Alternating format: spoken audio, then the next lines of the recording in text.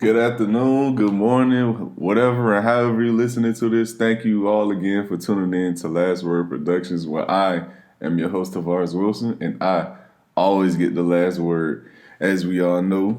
But we're going to jump right into some NFL and NBA news and updates, give you my thoughts on them, and then as something I want to start doing, I'm going to start doing the fan Q&A each and every week, each and every episode. I want to start to build up the audience, excuse me, the audience's impact in the show, on the show. And I also want to be able to, be more interactive with you guys. So that's why I do the fan Q&A now. So let's get right into it. We're going to start off in the, the NFL news, excuse me. And I wanted to speak on the COVID situation really fast because as we all have seen all season long, players have been on and off the COVID list, big name players the entire year. Lamar Jackson, that whole QB scandal situation with the Broncos was just absolutely insane, and there's no other way to describe it. DJ Moore has just came off the COVID list. Dez Bryant has just came off the COVID list after being tested positive during a game, minutes before a game. And here he was, just hit the COVID list. So it's a lot of dudes who have been testing positive. And my thoughts on it is that a lot of people want to bash the NFL for saying it's doing the bare minimum to, keep these guys from catching COVID or, and mandating protocol, things like that. But this is my type thing, man. And this is what I don't like what people do. They're comparing the NBA situation to the NFL. And I'm like, listen, the NFL roster is 53 to 55 man guys. And that's without including the practice squad. The NBA is literally not even a fourth of that. Can we please understand that with greater numbers means there's a greater possibility of of conjuring something? Meaning the greater number of people you have means that the greater the possibility it will be to get something from someone else. I mean, it's only so much you can ask of the NFL to do. They gave the players the right to opt out the season, even with pay. They gave them they're restricting them to doing certain things with certain other teams and players. They're not allowing fans in certain arenas. They gave the owners and the GMs, that option. A lot of them took it, and they're not allowing fans. And they also they're daily, routinely cleaning and sanitizing the locker rooms, the board meeting rooms, and things of that nature. And they're holding these Zoom meetings whenever there seems to be any slight chance they that this virus has contracted with someone else in the building. They shut down everything completely. They clean the area. They hold Zoom meetings for guys. The team holds Zoom meetings to stay in touch with each other. And if they could go, they go. But to me, it's just completely unfair for people to compare the NBA situation to the NFL situation because, for one, you have quadruple the amount of players in the NFL than you would have in the NBA. Then on top of that, where in the world would you be able to go to create this quote-unquote bubble for NFL players, for NFL teams? To me, it's unrealistic. And I don't think people are actually taking that in perspective. So I just wanted to get that off my chest. But there are some players that hit the COVID list this week. Like I mentioned earlier, Henry Ruggs, he hit the COVID list, so he's out for the Thursday night's game against the Chargers. And there's some other key injuries and key players that hasn't been playing. And Christian McCaffrey is one of them, and he's been battling injuries all season. He's not expected to play versus the Packers this upcoming Sunday. And I want to speak a little bit about the Taysom Hill, Drew Brees, Jameis Winston situation. As we all know, Drew Brees is currently out right now. Taysom Hill has been the starter. Sean Payton and company has been very prolific in saying that this guy is our future. You know, Taysom Hill is our guy. Despite the fact that they brought in Jameis Winston, he hasn't played a starting snap yet. And I'm not buying into them actually believing Taysom Hill is their future. Because for one, he's already a 30-year-old quarterback. I mean, I think he's, 31, 32 years old? I mean, he only has about, especially with his style of play, probably 5, maybe 6 years left to be playing at a relatively high level, as high as he possibly can. And he has a good enough arm. I think he has good arm strength. But he's not deadly accurate. He's definitely not Drew Brees. And for that matter, he may not even be Jameis Winston. I mean, Jameis Winston has his downfalls, but the mechanics, the arm, the talent, it's all there. He just make mental mistakes a lot. And a part of that to me had a lot to do with coaching. A part of it to me had a lot to do with his situation because the Buccaneers at one point didn't have a run game at all. I mean, Ronald Jones is starting to emerge like he did last year, but he wasn't really consistent until towards the end of the last year, until he fully found his footing. And a lot of that had to do because he was battling little nicks and injuries and stuff like that. But I think Jameis Winston has something. I don't know if he'll fully get another chance to be a starter again because of his track history. But if he would, it would have surprised me because he's talented, like I said. And another thing I want to speak on in the NFL, just a little bit, I want to speak on the Julio Jones injury. As we all know, he's out right now. And I just wanted to say this. Not to, belittle Julio because he is a phenomenal talent. He's a phenomenal receiver. He's been great for years now. But I think at this point, it's like I said before, the Falcons need to realize what they have and what they aren't. And what you have is a very talented team that has bypassed their primes, and it's time to rebuild, man. Let go Matt Ryan. Let go Julio. Let go they already let go most of the coaches. They will be let go most of the coaches, I should say. But it's time to let go from these vets who've been on this franchise for the past decade. They haven't bought you anything but a disappointing Super Bowl loss. Matt Ryan had one MVP season, which I give it to him was good. It was. But he had a great offensive play caller in Kyle Shanahan who makes literally any quarterback look better. And they had a good run game. They had Tevin Coleman and Devontae Freeman, who both were a two-headed monster at one point in Atlanta. And he was throwing to very talented dudes. Like he had Sanu, Julio, of course, Calvin Ridley. I forgot his name now. He played for the Bears. Taylor Gabriel.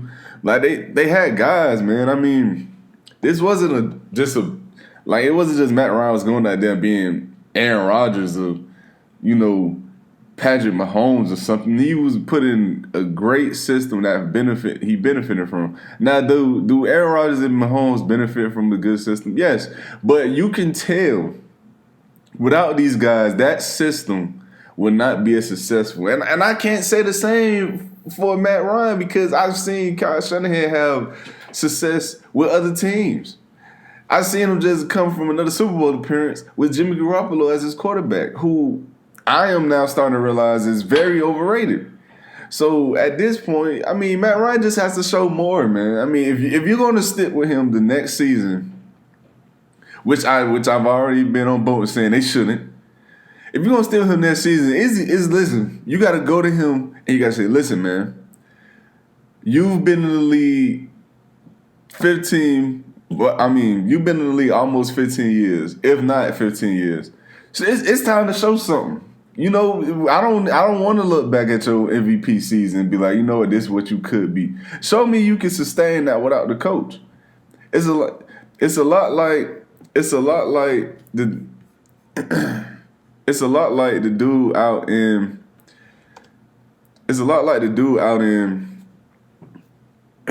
Frank Rich, I believe, the coach that was the Eagles coordinator before when Carson Wentz was an MVP. Excuse me, I had to clear my throat, but man, coaching matters. It does. I'm not saying it doesn't, but at the end of the day, these guys have to prove that their success that they have is sustainable, and they're not proving that right now. Definitely not Carson Wentz, and Matt Ryan hasn't either. I want to get off into NBA news now. In NBA news, we have a little preseason news I want to speak on a little bit about. I think the preseason is showing where exactly these rookies are, falling in place at. I think LaMelo Ball looked tremendously better scoring-wise from the first night to the second. I think he finished the night with, I believe it was 12 points. It was 12 or 15 points. He finished with double digits, I know that for sure. He made 2 threes, 2 corner threes that looked good. Got to the rim, finished with a little finesse in his game, reverse layups. Finished the transition. So it was good to see. He looked like he will be a good rebounding guard because he had 10 in his first showing. He looks like he has good court vision. I mean, that was something that I knew he had coming out of high school, honestly, to be honest with you. I mean, he always been a good passer of the ball. He just shot a lot. And that would come with coaching when he pick and chooses what shots to take and what to try, things like that. That comes with coaching. So I'm not going to frown upon him, man, for having the green light and taking it. I'm not going to do it. Anthony Edwards, he looked solid, man, from what I've seen from him. He looked like his shot it's a work in progress. It's there, got good form. Look athletic as I thought he was. He looks a little bit explosive. I would like to see him play with a bit more confidence, but I know that's gonna come in time. He's a rookie. But I'll tell you who I am impressed by. Obi Toppin, I'm impressed by, man. I think I want to see a little bit more defense out of him. I want to see him be a bit more better defender, but his game is more well-rounded than I thought it was. He able to put the ball on the floor, get to the rim. He isn't just a high flyer. He could do he got a little something in the bag, man. I'll give it to him. He surprised me a little bit when I watched him play. And to speak on some of the vets, John Wall, like I said in my previous episode, I thought John Wall looked good. I thought he looked like he didn't lose a step. I'm going to say it again because I think it's important and it shows the true advancement in medicine that it's astonishing at this point because usually you hear a guy not play for almost 2 years come back still look as good as he did before he got hurt, man. It's unheard of. But he looked good. James Harden came back, he looked a little out of shape, which was expected. I mean, the man hasn't been coming to practice, but to me, he always was like a little chubbier. He was never like slim. Other than when he came, I want to say the last year he genuinely looked like a slim dude. Was probably his last season in Houston.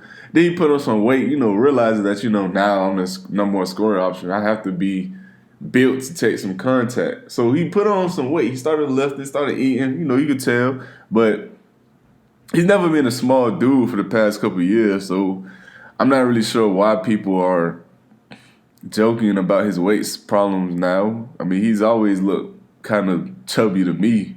I mean, but it wasn't. It never affected his game though. So I don't see the problem or the issue. But and another guy that looked good, like I spoke about my last episode, was Kevin Durant. I thought Kevin Durant looked good. He had some bounce in him that I thought he was gonna lose a little bit of because the Achilles. He had a good takeoff. First step is still quick. And the jumper's gonna always be there, man. I mean, you don't even need your Achilles for that. I mean, yeah, you need it, but just a little joke. But the jumper's still pure, man. All right, so we're gonna get into the fan Q&A. And like I said, if you want to submit any questions, anything like that, please, you can comment on my post on Facebook, Instagram, and you can post the question there, send it to me, DM me, however you're comfortable. I'll answer, trust me. I see them all. And we're going to start off with the first question here. The first question comes from Raekwon Witherspoon. Should the Ravens really be trying to win out to try to make the playoffs knowing they struggle all year, or should they be trying to lose to get a solid pick? First off, to me, a team that has the potential to not only just make the playoffs, but make a playoff run losing intentionally for a higher pick, to me, that just sounds ridiculous. I mean, I'm not saying the Ravens will make a playoff run, but the Ravens have a top 3 defense.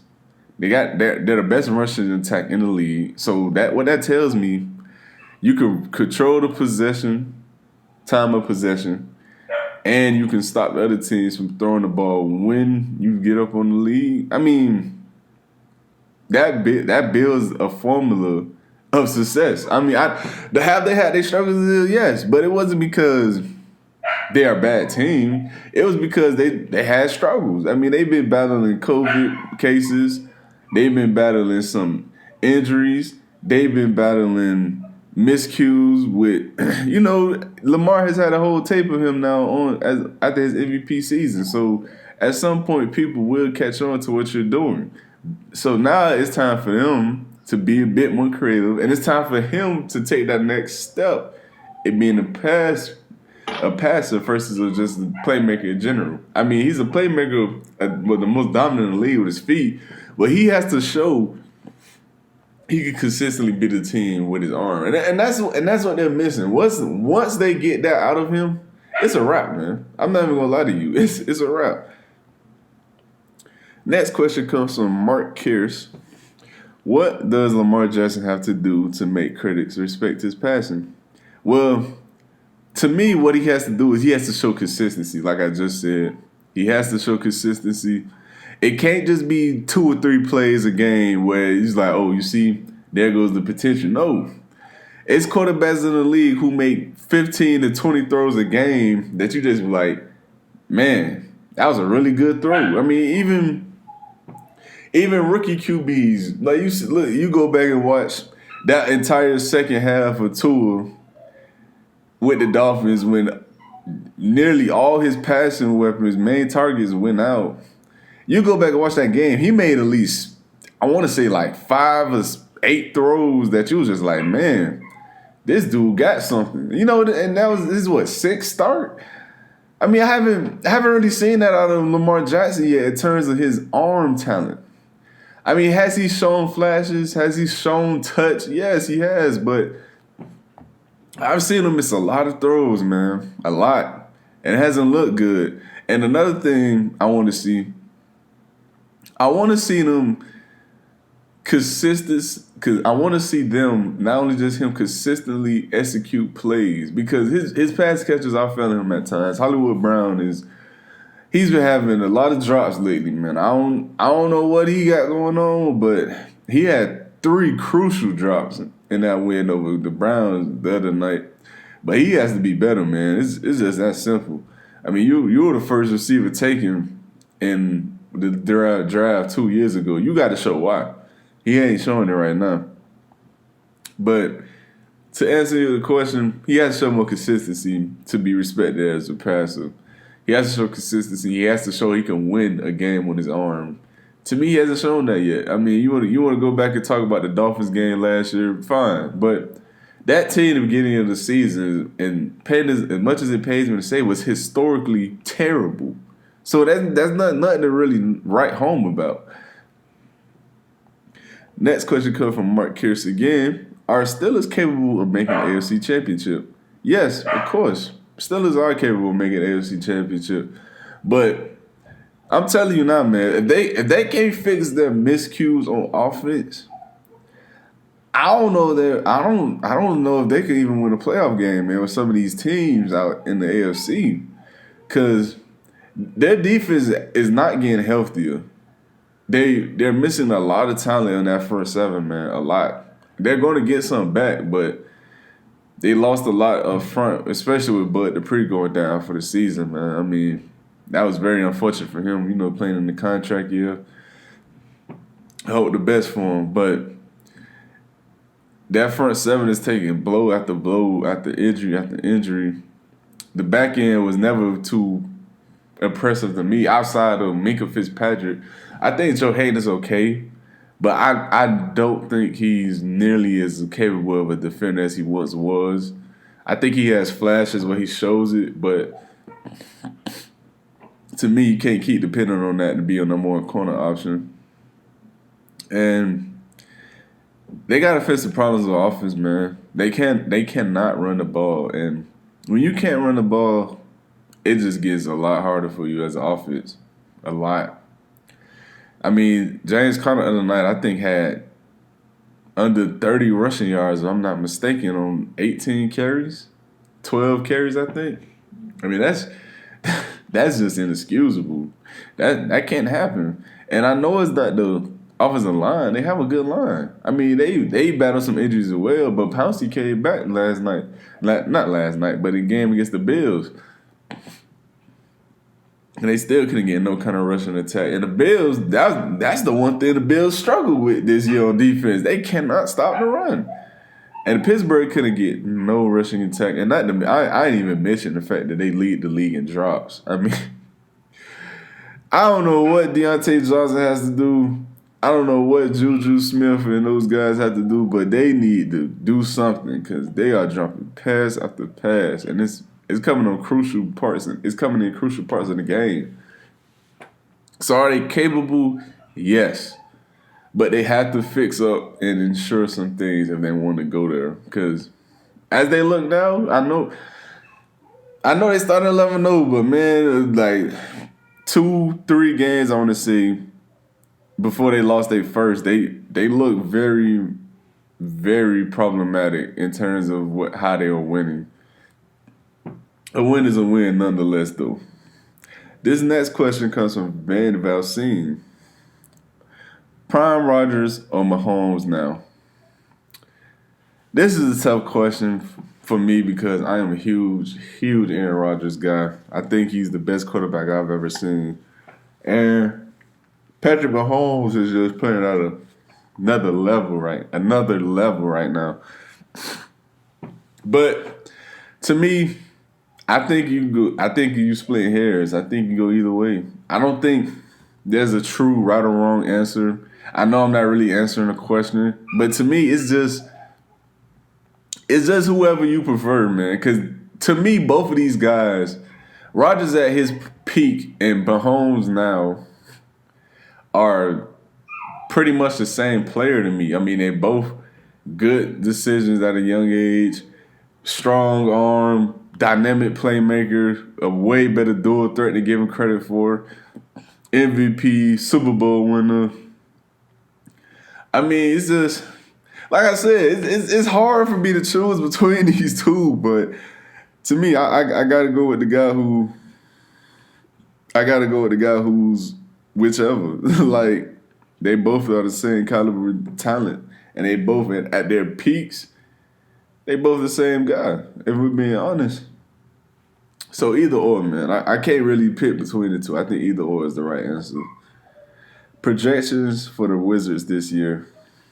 I think the Wizards are a playoff team. I think they get in the playoffs. I think they're, at best, 6th seed, and at the worst, I think they're 8th seed. Regardless, I think they get in because I think they're better than the Magic who made it last year, and I'm not fully sure who. I'm not fully sure who will be the other team that can make it over. I mean, the only other team that could possibly get in who didn't make it last year, to me, could be the Hawks. The Hawks made improvements themselves. So it wouldn't surprise me if the Hawks did come back and make a little playoff push. But I'd like the Wizards to make the playoffs, man. I don't know if they beat anyone, but I think they made the playoffs. Can the Celtics finally break through to the finals? This question comes from Van Velsine. So it's tough, man. I mean, the East has gotten a lot better. I don't care what anyone says. Drew Holiday coming to the Bucks, was huge. To me, he's an immediate upgrade over Eric Bledsoe. And the league the East is lucky they couldn't get Bogdanović. Because, man, if they could, that would have been a deadly starting five. I mean, they would have had floor spacers surrounding Giannis. Man, it would have got ugly. But I don't know if the Celtics make it to the playoffs this season, man. I'm not even going to lie to you. I mean, that's not playoffs, the finals. Who is the closest team to the Chiefs? This question comes from Gino Peterson. Closest team to the Chiefs, and I hate to say this as a Dolphins fan, but it's the Bills, man. The Bills are high-powered. They're dynamic. They're finding their groove. They know their identity now. They're a pass-first team. And that defense is starting to get better and better week in and week out. And it's getting scary, man. Like I said, as a Dolphins fan, it's getting real scary. I think the Bills are clear-cut the second most talented team in the AFC. Maybe third. I think Pittsburgh is still extremely talented. I know the Chiefs are talented as well. I think they're the most talented, but to me, it just falls on the QB player Josh Allen. He has his ups, but he had his downs this year. He just has to be a little bit more consistent. And we know we seen what he could do, but one game that perfectly illustrates that is actually the Steelers game. I mean, the first half he didn't look good at all. The second half he looked really, really good. And part of the reason was because Stephon Diggs was just virtually unguardable. But it was night and day difference between who did what. All right, this next question comes from William McCombs. What is wrong with the Steelers offense and how can it be fixed before the playoffs?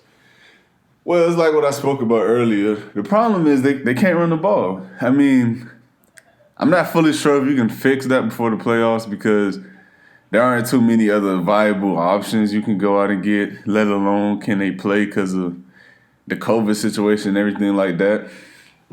But that's their biggest problem to me on offense. They can't run the ball, regardless of even the drops. I mean, you're throwing the ball almost 45, 50 times a game. I mean, hands aren't perfect. I mean, you're going to have a drop or two here and there.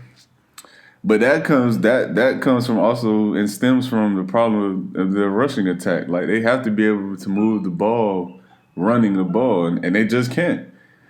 And that's their biggest issue to me. If they can develop a bit better run game, it'll pay dividends for their offense. This next question also comes from William McClung. Is TJ Watt overrated? I want to say overrated, but I do believe people are making him out to be something he's not. And if that's overrated, I guess he is, but to me, that's just people writing home a check that he hasn't cashed yet. Because I don't believe he's a defensive player of the year player. I don't think he's that. I can make a better argument for Xavier Howard for the Dolphins over TJ Watt, despite his numbers, which are great. I think he's benefiting from a great system and playing along with other great pass rushers like Cam Hayward and like Bud Dupree at one point. And now that he's not playing with another dominant edge rusher and attention's on him, I mean, I seen a lot of one-on-ones in that Bills game against him, and he couldn't get home. I mean, when you're a dominant pass rusher, you're never singly blocked, man. Never. You'll never see a game. You'll never turn on film and see Khalil Mack, Aaron Donald get one-on-one blocked the entire game. You'll never see it from those guys. Never.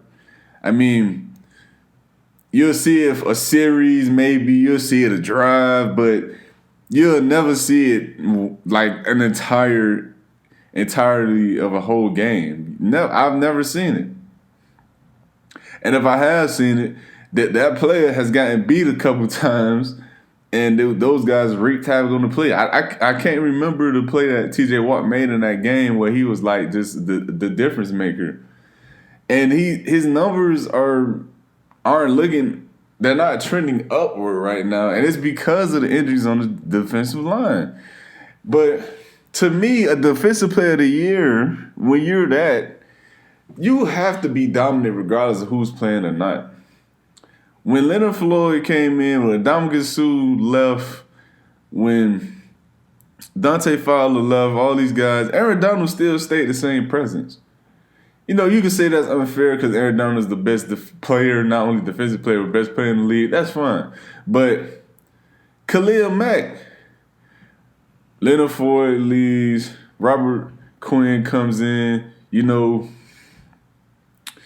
that nose tackle, I can't remember his name right now, but he comes and goes with injuries, you know, but regardless, Danny Trevathan out, Raekwon Smith battling injuries. Khalil Mack is still Khalil Mack. Like, no other way around it. He's still him. T.J. Watt has to show that consistency to me. William McClung, once again. Dolphins draft predictions and free agents. They should go after this upcoming season. Man, this is a good question because to me, I'm gonna give two for each. I'm gonna start with the free agency. The two free agents that makes the absolute perfect sense to me for the Dolphins to go out and sign would be. I'm gonna get two receivers. I know I said I'm gonna get two for each, but I'm gonna get two receiver options for them as one. Is it a Juju Smith-Schuster or you get Chris Godwin from the Buccaneers? And I say those two because the Dolphins are really lacking in terms of a guy who could work the middle of the field right now. They have guys who can work the seams, win 50-50 balls. You know, they got a guy, Grant, who can catch a little drag route here and there, a little end around or quick toss, the QB receiver screen, whatever the case may be. But they don't have a consistent chain mover, or do they have a guy who can run all the routes in the route tree? They just don't have that, and they need that. I think Juju Smith and Chris Godwin both can be that. I think they're both very talented. They both can read defense as well. They both can work the ins and outs of the numbers. And they both will be very reliable, good options in the slot at times and outside. And to me, like I said, the Dolphins don't have that true playmaker on the offensive side. They don't. The closest thing they have to it is Mike Gesicki. Even though I love Mike Gesicki, to me, he's just like what Devontae Parker is. He's a 50-50 kind of guy. He's not a good route runner. He's in and out of his breaks slow. So if he's beating you, it's because he's outrunning you. It's not because he's broke you down and things like that. I mean, which is good. I mean, at the end of the day, the point is to win matchups. If he's doing that, so be it. But he just has to. They just need that guy who can consistently get in and out of breaks quicker than most. They need that guy who is more short-handed than what Tua has now. Because, man, the amount of drops you see every game from the Dolphins, it's disappointing, man. And their top three targets that were in Preston Williams and Jakeem Grant, Devontae Parker and Mike Gesicki, they all are bottom in the league when it comes to separation and the receptions and the targets. That's horrible. Okay, so that shows you need a good route runner, a guy who could consistently create separation. And in the draft, I've been on these two guys for. No, wait, I'm sorry, I didn't say the second free agent. The second free agent position they should address is the guard position. Yes, I've been one who's saying that they're young, they need time to develop. But I've been watching more film and I've been looking at more things on both Solomon Kinley and Jesse Davis. And to me, Solomon Kinley is young. He's a rookie. He probably hit that little rookie wall that, people always figuratively speak on. So I'm gonna be a little bit lenient on Solomon Kinley. No offseason, no preseason, couldn't really get the conditioning you would like for him to get. So I'm gonna give him a bit of a pass. But Jesse Davis, man, I've seen enough of Jesse Davis. I don't know why people are high on Jesse Davis. I've never liked Jesse Davis. I think he's a serviceable guard / tackle at best. It was people that was saying he was our best lineman, and no, he's not. He's not. I consistently watched him get beat Sunday against the Chiefs by everybody. It wasn't just Chris Jones. Everyone beat Jesse Davis. It was an ugly game for him. It's not his first. And at this point, I just think the Dolphins need to just, you know what, Jesse? You are a backup guy, and that's what you are. If a guy got hurt and you needed to come in, we could depend on you for a couple series. That's cool. But he is not no starter, and I'm tired of them trying to make him one. He does not need to be there. So a guy they could go out and get a rival target in Joe Thuney, a guy who was franchise tagged this year. He'll be available. I think he'd be a great fit. He'll come out and help that run game day one. And so the free agent that's addressed, the draft picks, I think there's two obvious choices here. And if they don't get either one of these guys, I'm telling y'all now, I'm going to go up to the Dolphins HQ. I'm going to go to the stadium, and I'm going to curse out Brian Flores personally. I love him to death. I love Chris Greer, but both of them will have a piece of my mind if we don't get either one of these guys in the first or second round. It will literally blow my mind. It will, I swear it would. And the two guys, I'm sorry I took that such a long pause, but the two guys are Ja'Marr Chase and Travis Etienne. I want those two guys because, one, Ja'Marr Chase is a receiver who is a very, very good route runner, man. I mean, he gets in and out of his breaks exceptionally well. I think he's a lot better route runner than he's given credit for, because a lot of people just look at his vertical highlights and, he could get vertical and you quick and you catch a 50-50 balls. He lays out for catches. He's good after the catch. Yak yards are incredible. But to me, his route running is something that's really established in his game, and it's something that he is very well rounded in. He can run every route in the route tree, man. His release off the line is impeccable.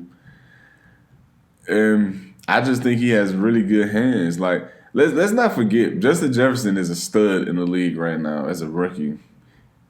Ja'Marr Chase, between the two, getting the ball thrown to them from the first overall pick in this previous draft and Joe Burrow, he was the better receiver of the two.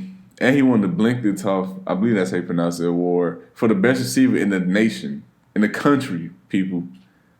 Let's just remember that. I know he took this year off. He opted out because of COVID. But that talent just doesn't go away. That explosiveness just doesn't leave. You have that. That is something you wake up out of bed with.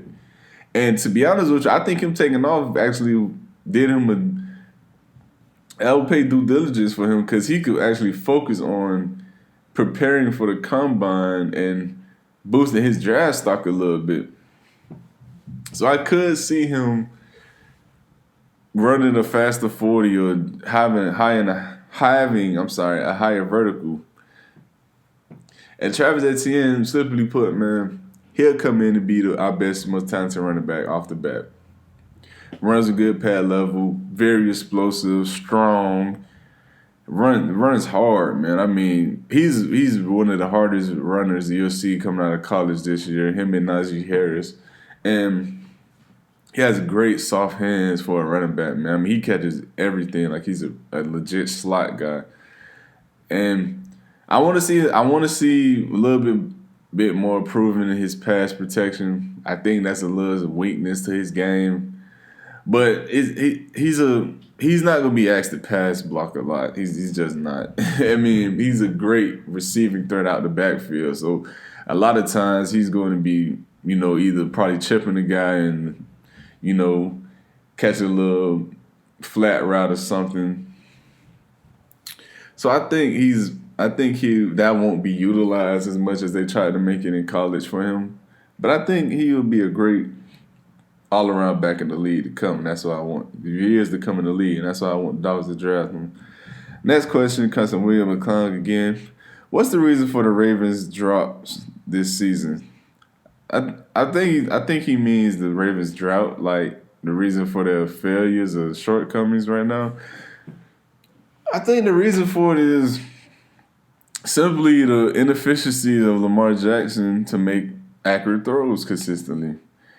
A lot of it is also because of the COVID situation and because of injuries and whatever else you want to say. But I think the main problem with this team is the fact that Lamar Jackson cannot consistently beat coverages with his arm. I think that is the biggest shortcoming of this offense. I think that's the biggest shortcoming of this team because it's not the defense. The defense is playing as good as you want any defense to play. They're not giving up much yards, not giving up much points. Their bend don't break. They have a really good secondary. They have a good set of corners, man, in Marcus Peters and Marlon Humphrey. And they even still got Jimmy Smith. So they have good, liable defensive backs. They have a good front seven. I love Yannick Ngakoue, man. I wanted the Dolphins trade for him so bad. They got Matthew Judon. They went out and got Calais Campbell. So they got guys, man. The rookie Patrick Queen, he's looking good. But they gotta realize they have to start beating teams over the top because they're not being respected at all from a deep ball point of view. Do playmakers have to be better? Yes. I've already said Hollywood Brown has to be better. But I feel as if they need more out of Lamar as well. Is Cam Hayward the best defender on the Steelers? This is a good question. I think from a consistency standpoint, he is because he's the most consistent defensive player that they have. So I don't think from a talent standpoint, but in terms of like, what you're going to get every single game more than not, I think he is their best player because he's going to wreak havoc in the middle of that offensive line and that defensive line every single game, regardless of who's at center and who's at guard. If you watch the game against the Bills, he absolutely gave Mitch Morse and the backup center fits. I mean, the way he dominated that game in the front end, man, was just insane to watch, and it was fascinating because it was just like you don't see that every day out of the D tackle position. You see it in guys like Aaron Donald and Chris Jones. But you don't even see them kind of plays from Fletcher Cox anymore. I mean, he's lost a step or two, but Cam Hayward, man, yeah. I think he is still the most consistent and best defender. This next question comes from Van Velcine. Should Miami focus on protecting Tua or get him playmakers with their 2 first rounders this coming draft? To me, man, it's like what I told these dudes the other day in this Miami Dolphin fan group I'm in. The past 2 seasons, the Dolphins have drafted 5 offensive linemen in the first 2 rounds. I want that to sink in for you all. They drafted 5 offensive linemen in the first 2 rounds these past 2 seasons. At some point, you got to realize, you know what? We're not that good at drafting guards, that's just let's just go out and get a proven veteran. Linemen are like the ageless wonders in the league. They literally play for forever. So I don't see why you wouldn't want to go out and get a veteran lineman, especially when they're proven and you have the cap space. So to me, the Dolphins should definitely focus on getting playmakers in this draft because, as we all seen, the young playmakers is where it's at now. I mean, you look at guys like A.J. Brown, DK Metcalf, Terry McLaurin, Justin Jefferson, Chase Claypool, CeeDee Lamb. I mean, these guys are turning into studs right before our eyes, and they've only been in the league at most 2 years. The young playmakers coming out of college is where it is at right now. They need to go out and get some of these guys. They have not done. I can't remember. When was the last time the Dolphins actually drafted a skill position offensive side, man? Like, when was that? In the first 2 rounds, when was the last time they drafted a skill position on the offensive side? Outside of Tua Tagovailoa, of course, this past season, past draft, I mean. I can't remember another time because we drafted Christian Wilkins, Minka Fitzpatrick. Who else? The last guy I can think of really is Devontae Parker. And he's not really panning out. I mean, he's good, but can't stay healthy and his play isn't consistent. So, need something else. Next question comes from William McClung again. What is a must for the Cardinals to be contenders next year? To me, a must is better coaching. I like King Clisbury. I think he's a good coach.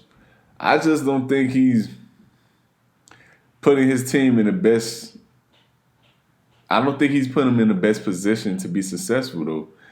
They have talent on both sides of the ball. I mean, offense, you got Kyler Murray, you got D-Hop, Christian Kirk, still got Larry Fitzgerald, got Kenyon Drake, you got Chase Edmonds. The offensive line has gotten better, so I don't know what else you need. And on the defensive side, they got talent on that side. They got Reddick. They got Isaiah Simmons, the young stud out of Clemson. Still got Patrick Peterson, Budda Baker. You got Murphy at the other corner spot/slot spot. Then they went out and got Drake Kirkpatrick. So, I mean, they got talent, man. I mean, the talent isn't the issue. So, it's not like I'm going to say they need certain pieces. To me, they just need they need a better scheme, play calling. They need something. And I think it's primarily scheme, man. They need to be put in positions to be successful. This next question comes from Noah Rogner. Should the Colts re-sign Phillip Rivers or should they go in another direction this offseason? To me, they need to go in another direction this offseason. I think Phillip Rivers is serviceable. I think he's lost a step. I never was high on Phillip Rivers, so for him to lose a step for me is huge. He's a guy that's hot or cold, man. He's either on or he's not. It's that simple. He's looked good lately. No, he hasn't been turning the ball over. He's been helping the Colts win games. But to me, man, if you can go out and get a younger guy who can give you the same production right now as a rookie or a first-year player, and he could progressively get better and eclipse what Phillip Rivers was for you. And to me, a lot of people are saying they should look into trading for Carson Wentz. That would not be a bad idea at all. Because Carson Wentz's best season, MVP season, a lot of people thought it would be before he got hurt, came with Frank Rich, the dude who is a coach over in Indianapolis now. So I think it will make a lot of sense, even though it will be a huge cap hit. They had the cap space to take it. But it would be a good, interesting trade if they were to do that. But yeah, I definitely think they should move on from Phillip Rivers, though. Next question comes from William McClung. Who is the best corner and why? Right now, I think the best corner is Jalen Ramsey. But the best corner in terms of who's having the best season, I think it's Xavier Howard. And I make the argument for Xavier Howard because he is posting top 2 or league's best in almost every corner category there is. Completion percentage, he's top 2. QBR, he's top 3. Interceptions, he leads the league with 9. I mean, I think he's top, if not one, if he's second in pass defense. So I mean, he's playing like a man possessed right now, man. It's hard to say he's not the best corner right now when you look at the film and you look at the numbers. I mean, he has gotten beat on some plays, but every corner is going to get beat on some plays. It's the football. It's National Football League, man. These guys are talented just like you. But he's playing absolutely out of his mind. He's a stud right now. And I think he has built up a strong case to be Defensive Player of the Year. Next question comes from Van Velsine. No, I'm sorry. The William McClung again, my apologies. Should the Browns go inside linebacker or corner with their first pick? I think the Browns need a linebacker more than anything. They just got a lot of hurt players in the secondary right now. Grady Williams hurt.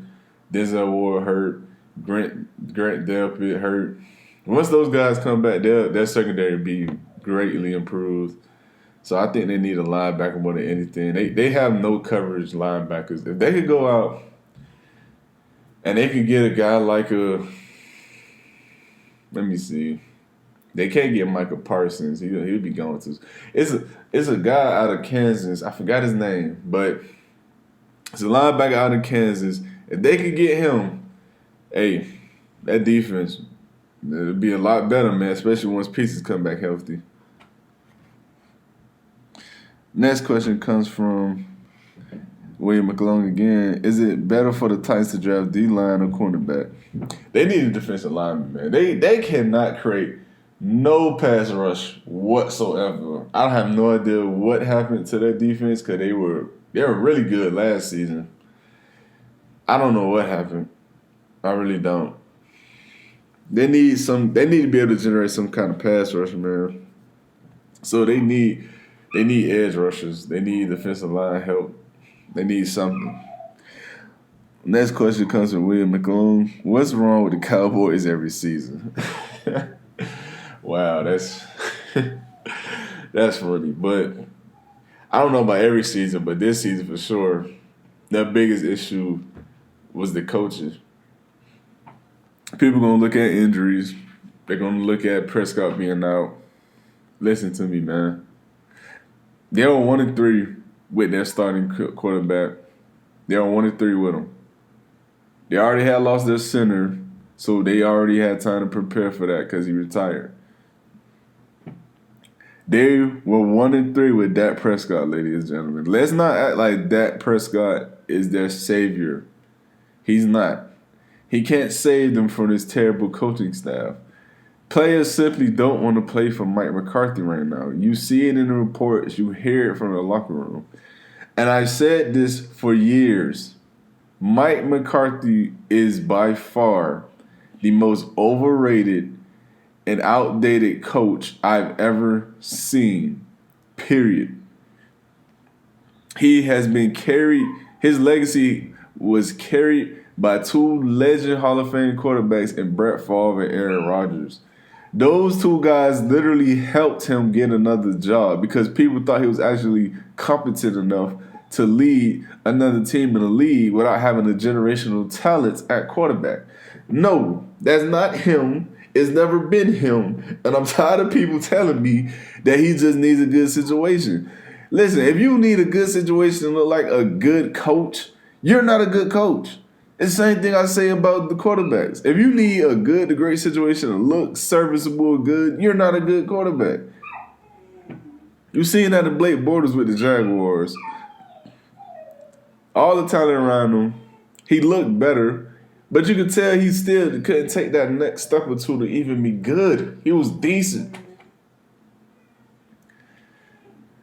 Should the Steelers and Tomlin part ways? No, I don't think they should, nor do I think they will. I've said before, I think Mike Tomlin is a very also overrated coach. But I don't think he's a bad coach at all. I think he's a good coach. I just don't think he's this top of the creme like most people want him to be. He's not. He's had a lot of talent coming in and out of Pittsburgh, man. He's produced virtually nothing with it. I mean, yeah, he's had over a 500 record every season.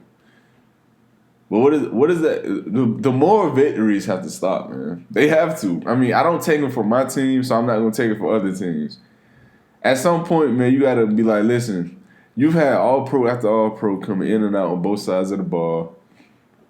You've had a Hall of Fame QB your entire career. You had a good rushing attack almost your entire career.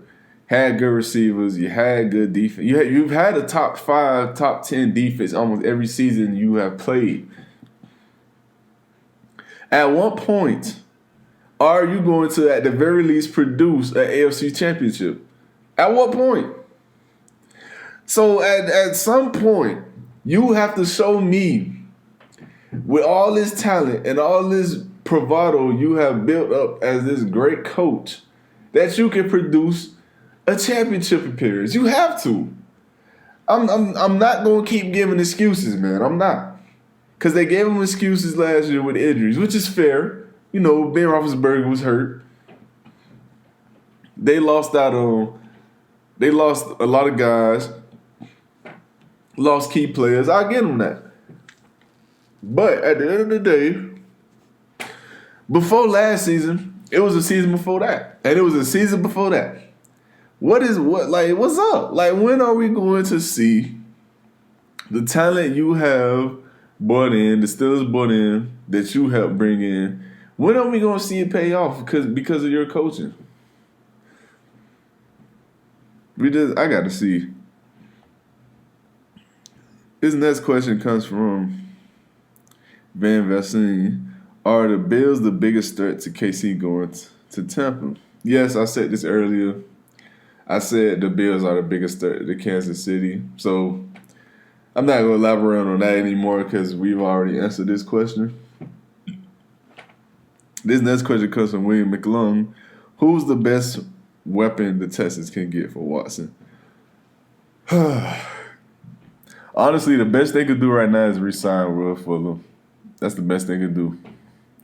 I don't know if their team is attractive enough to attract other free agents, and they don't have their first 2 picks this upcoming season because they traded it to the Miami Dolphins, which I am thankful for, by the way.